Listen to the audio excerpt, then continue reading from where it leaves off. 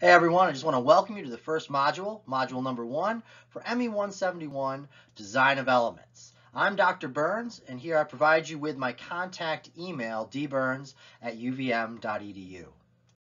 So this course is going to be broken down into 15 different modules, each module corresponding with a week in the semester. So this first week here is module 1. We'll be going over a course overview and talking a little bit about the introduction to the design process.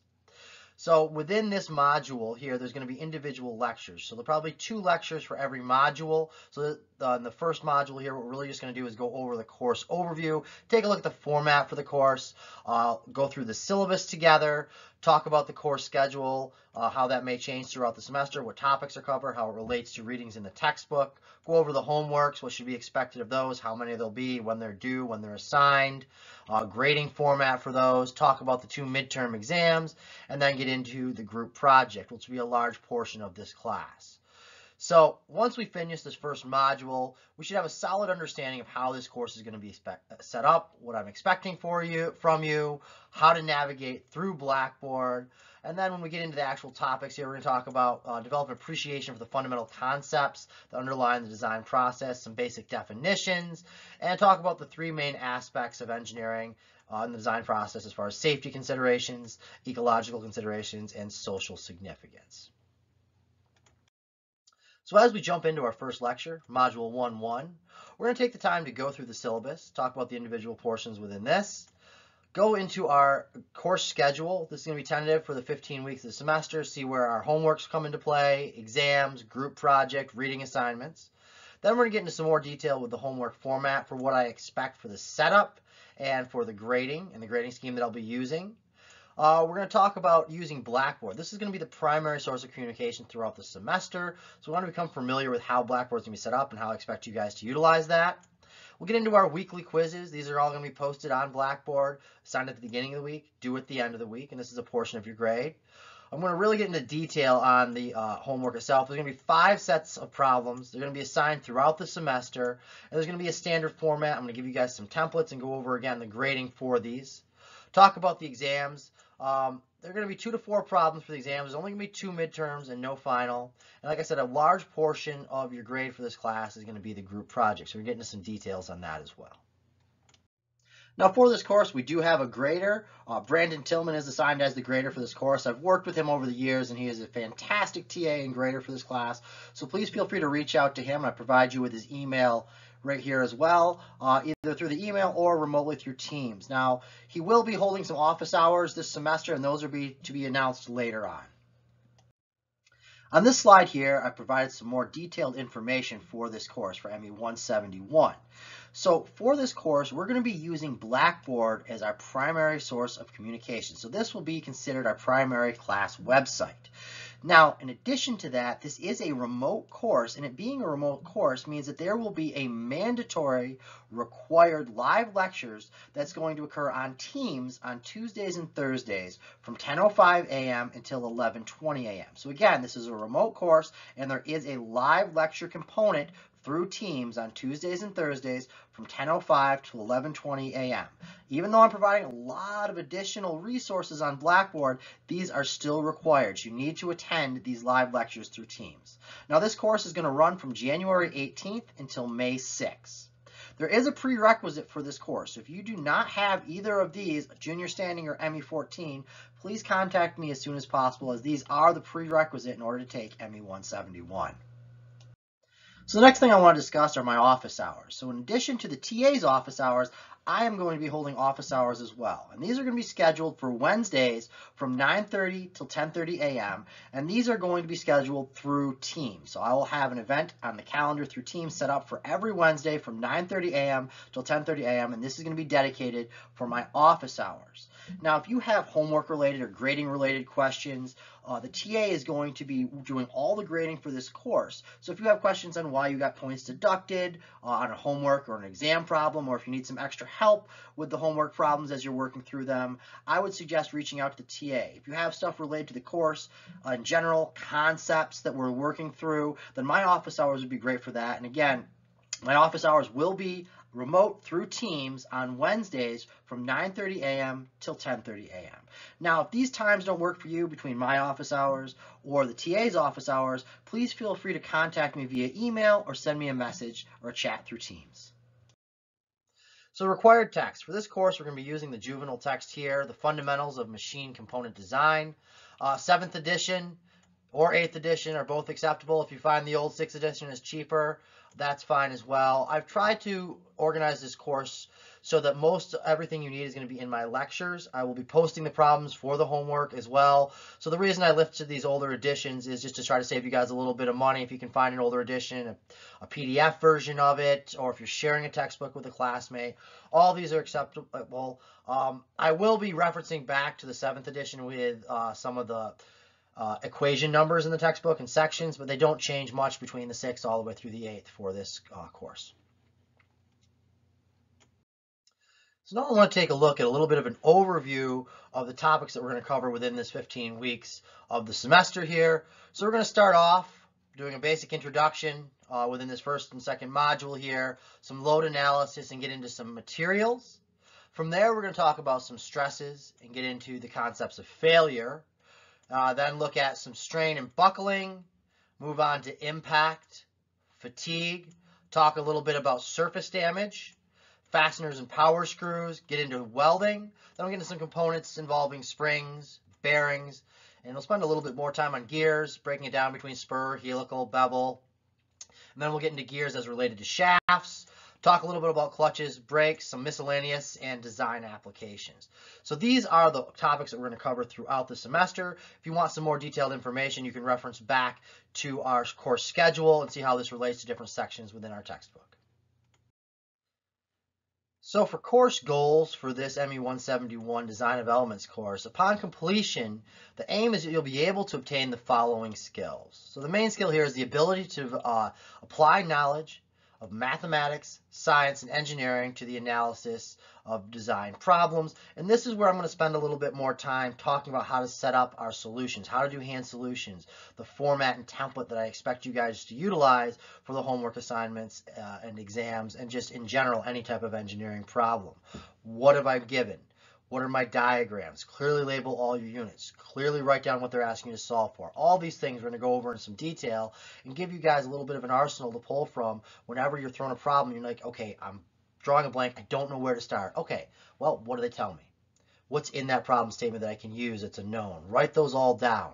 From there, okay, now that I have all this information I've extracted from the problem statement and the given diagram, I can look at that problem and say, okay, now that I know this, what are they asking me to solve for?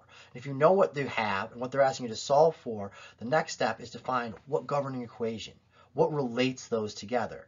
And we can move on through the solving process using these steps. So this is something that I want to cover in this course, and this ability and this knowledge is something that's going to be useful throughout your engineering career. The other course goal here is a knowledge of mechanical fatigue. Talk about fatigue analysis, design of springs, joints, welds, bolts, into gearing, shafts, bearings, and how all of this applies to the design process. So I'll talk a little bit about computer usage and software. So for this course here, we'll maybe asking you to do some data analysis, do some plotting. Your choice for what you want to use for software for plotting. You can utilize MATLAB. Microsoft Excel works fine for many cases there, for simple cases. Python if you're comfortable, Mathematica, whatever program you're used to and you're comfortable with is completely acceptable. I particularly personally like MATLAB for most everything, or if it's just a quick and easy one, Microsoft Excel does the job. Other platforms that you're going to need for this here, Microsoft Teams, Blackboard, some type of scanner, whether it's your phone or an actual scanner, and a PDF reader. A PDF writer and Acrobat would be useful as well to edit some of the PDFs. A webcam, and it doesn't matter what type it is, it can be one that's built into your laptop or one that you plug in via USB cable so that you can utilize Teams for chats and also to view the lectures, ask questions, things of that nature, as well as office hours, either with me or the TA. So now we're going to get into a little bit of the policy within the syllabus here, so you can reference back to your syllabus for some more of this information, but I want to go over this in detail here with you guys. As far as attendance goes, and especially attendance related to the times that we're living in now with isolation, quarantine, and the pandemic. So I'm going to go through these bullet points here and try to expand upon them when necessary. So throughout the semester, there are going to be some students that may need to isolate or quarantine. Now, if you do need to isolate or quarantine, one thing that I ask is please make Student Health Services aware of this, because they're going to let the Dean's office know, and I'll be informed from there. If you're comfortable, please feel free to reach out to me as well, so I can make any accommodations and give you guys any things you may miss. I do plan to offer some flexibility for these instances wherever it's possible.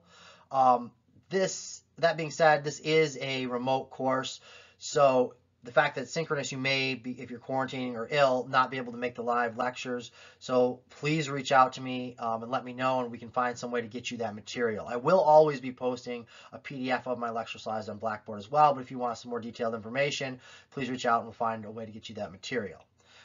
Students, especially those who are asymptomatic in quarantine, are expected to continue their academic work. Again, because this is a remote course, if you're just asymptomatic and you're not ill, you're not in the hospital, and there's not a reason that you have to miss the lectures, please continue to do your work.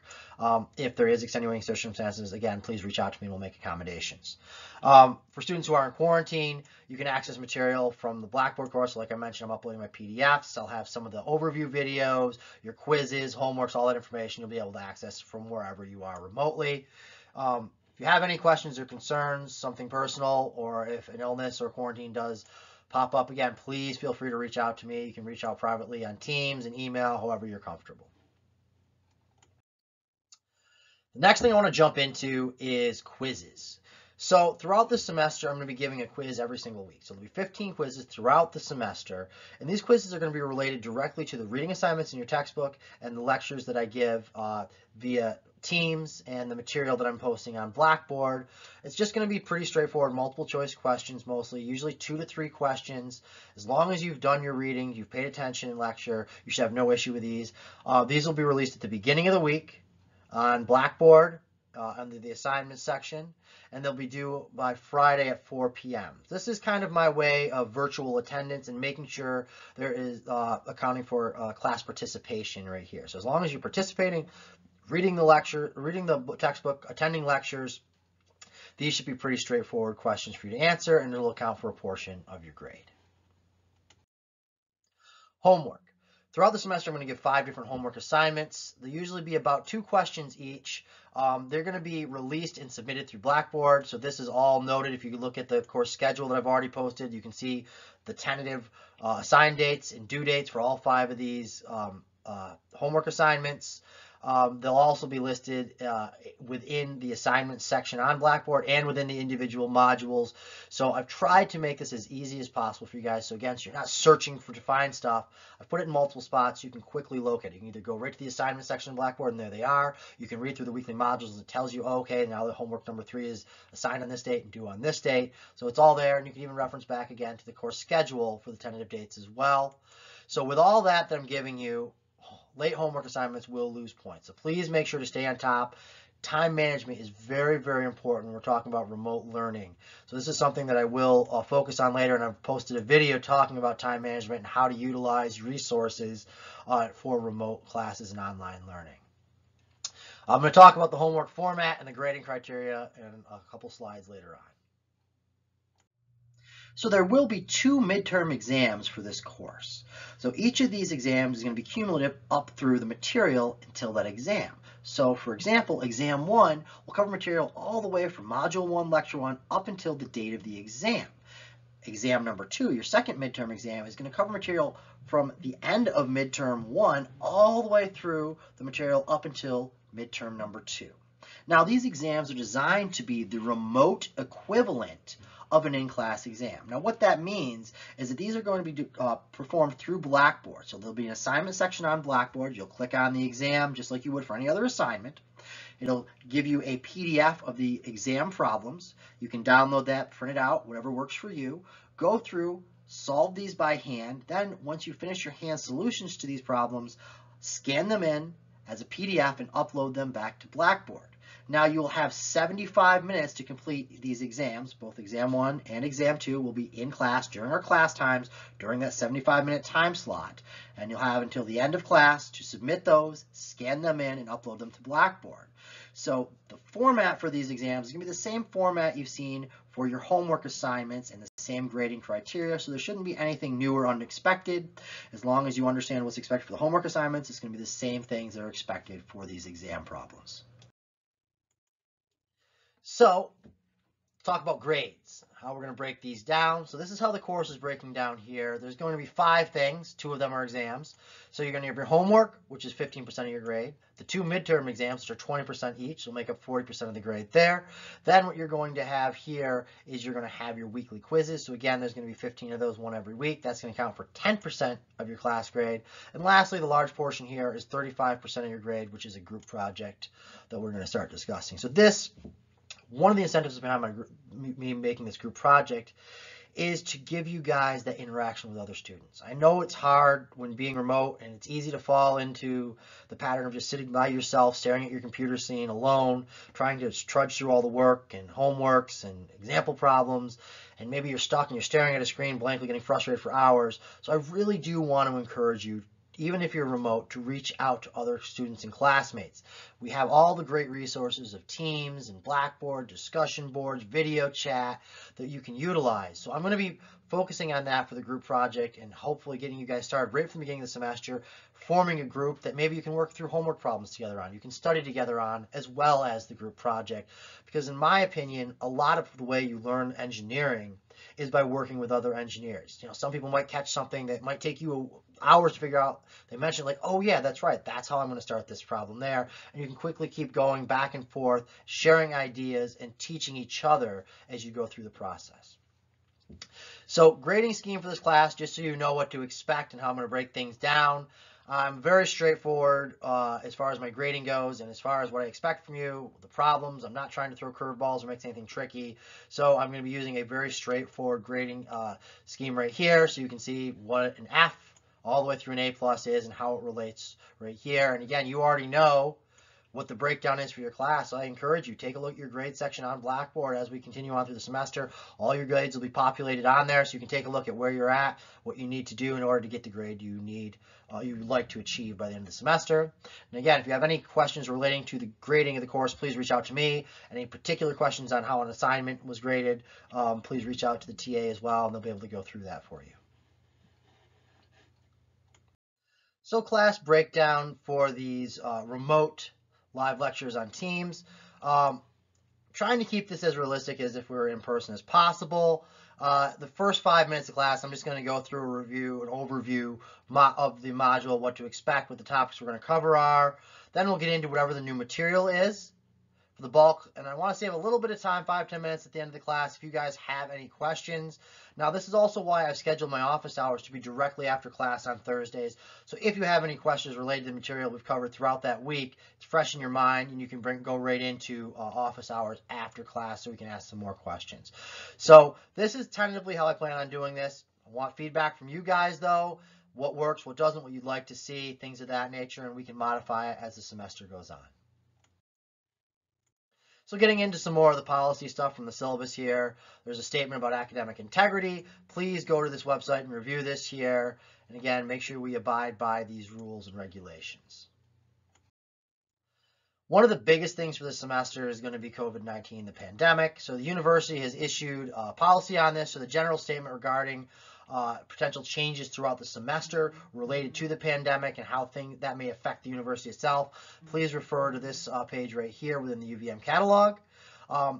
Basically, what the saying is that the University of Vermont does reserve the right to make changes in the course offerings, mode of delivery, degree requirements, charges, regulations, procedures, all this stuff here throughout the semester. And this is basically, if something happens, the numbers spike again, we're forced to do what we did last March and everybody has to leave campus, there will be changes that need to be made. So please reference back to this catalog for any of those. If you have any questions, please reach out to me as well. I'm going to do my best to keep you guys updated if I hear anything.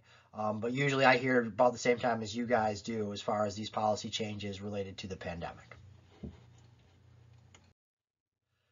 We also have a statement here related to alcohol and cannabis use on campus. The Division of Student Affairs has offered the following statement, so please read through this at your convenience here as far as the university's policy related to alcohol and cannabis use on campus. One thing I do want to spend a little bit of time on is student learning accommodations. So in keeping with university policy, any student with a documented disability interested in utilizing the ADA accommodations should contact Student Accessibility Services, SAS, the Office for the Disability Services on campus for students. So I've listed down here at the bottom the contact information there.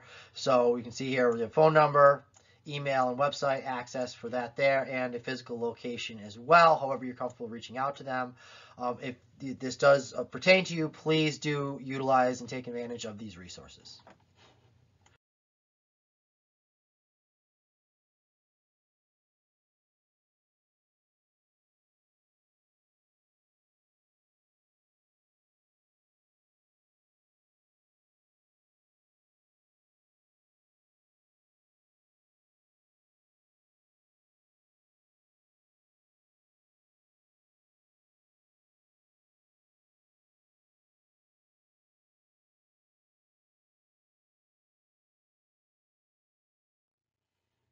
Next policy I want to address here is the Code of Student Conduct. So this is listed right here at the website address, so please visit this and review all of the details the university has presented to you. The purpose of this policy is to communicate the rights of students regarding access to and privacy of their student educational records as provided by the FERPA. So again, 2 references right here. You can reference that right there, the FERPA, at this website address below. So now I want to talk a little bit about the course schedule. This is going to be for a 15-week module, the way I've set this course up, each module corresponding to a week within the semester. So I'm going to take a look at the actual breakdown, how it relates to your homework assignments, your timeline, reading materials, topics that we're going to cover throughout the semester. This is also posted on Blackboard as well.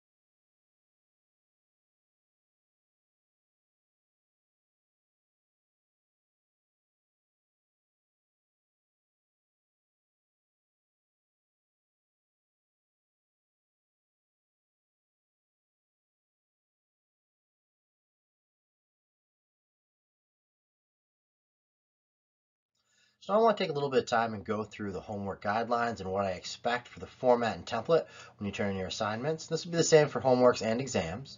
So for homeworks, there's going to be 5 different homeworks throughout the semester that we already mentioned. These are all going to be assigned and released through Blackboard. You'll need to complete them by hand, scan them in, and submit them again through Blackboard, where there'll be a rubric that the grader will use to grade these. All the due dates will be posted on Blackboard as well as on the course schedule. So as we start in with the format of what I expect, one thing that's going to be important is to keep your name on the paper there. So put your name, what homework assignment it is, what exam it is, when it's due, and the class. Now this was more important when we were talking about turning these in by hand, and we had hard copies and things we lost in the shuffle. But at the same time, I still want you to stay in that habit and do this for the Blackboard assignments as well. Even though when you scan them in, it is associated with your name on Blackboard, I still would like you to keep this at the top of every piece of every assignment that you do. Next, use the front side of each piece of paper only. So again, this was important before just because it's hard to read and be able to tell if there's work on the back side of the paper. So now when we're scanning things in, digitally it does tend to bleed through if you're writing on both sides of the paper when you scan it in. So it asks, please only use the front side of the paper for each side of the homework. Scan your assignments as a PDF and upload to Blackboard. You can utilize your phone as well. I have found that Blackboard is a little bit finicky and prefers PDFs to JPEGs and TIFFs. So if you have the capability on whatever system you're using to scan it, please scan it in as a PDF before you upload it. One other thing I really want to take some time to talk about and discuss is working with others on your homework. Now, this is something that I would like you to do and encourage you to do. This, again, is the best way to learn engineering, in my opinion, is to work through the problems with other students. So this is something that's a little bit difficult in these remote times. So I would encourage using the use of Teams. If your roommate happens to be an engineer, take advantage of that. Now, with that being said, I don't want anybody just copying other people's work and putting their name on it. So please, within any problems that you utilize, help of your classmates, me, the TA, whatever it is, clearly acknowledge the help that you got. So you can put it in, examples of what I'd like to see. Like Mary Jones pointed out that I need to draw a free body diagram. So something like that I would like to see written out next to wherever the help you got. Or I met with the TA and they told me I should use this equation. Or I talked with you and you gave me this hint on problem number 2. Just make sure you give credit for whoever gave you help on these problems here. This will be up to the grader's discretion. If he thinks you're taking too much from other sources, he's going to let you know. But again, I really do encourage you to work together in groups and just give each other credit when you have help from people on those. This is going to be something that's really going to help you learn the material, is working with other people on it. I want you to make sure that with the free body diagrams and any other diagrams you're drawing out, just make sure that these are very clear, they're labeled correctly, you're referring back to whatever units or variables you use when you're doing out your force and moment diagrams, things like that. Next, your vector notation should be clear and correct. So this is basically what I'm saying here in these last couple things, is really take your time to draw things out clearly in a manner that somebody else can follow through your work and understand what you were doing for your approach in solving the problems, see what your variables are, see what your units are. All that becomes important for you once you're referring back to your own work, and also for the grader as he's looking through and trying to understand what you did for the work.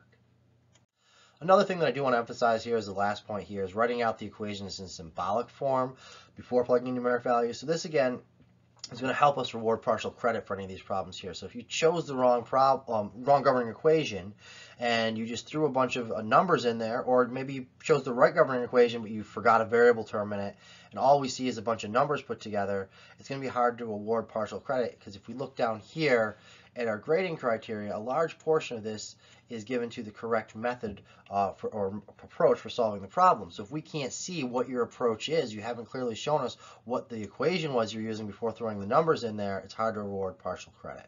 So that leads us into the grading criteria down here. 10-point scale. So my main goal is to have you guys get comfortable with this format and this template for setting up these problems. So the first thing I'm looking for is formatting. Do you have your name on it? Do you have all the givens written down from the problem statement initial diagram? Do you have written out what they're asking you to solve for? Do you have the correct coordinate system labeled correctly?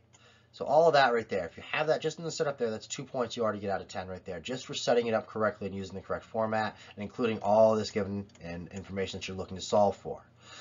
2 points are then awarded for neatness. How easy is it for the grader to go through and follow your work, see what you did, follow your approach, read your writing, all of that. So neatness is going to count for the next 2 points. Then the bulk of the points here, 4 points, is for the correct method in solving approach. Did you choose the right governing equation? And again, that goes back to E here, where you really want to write out the general equation in its symbolic form before starting to plug in the variables. And maybe even put a little note next to it. I chose to use this equation because.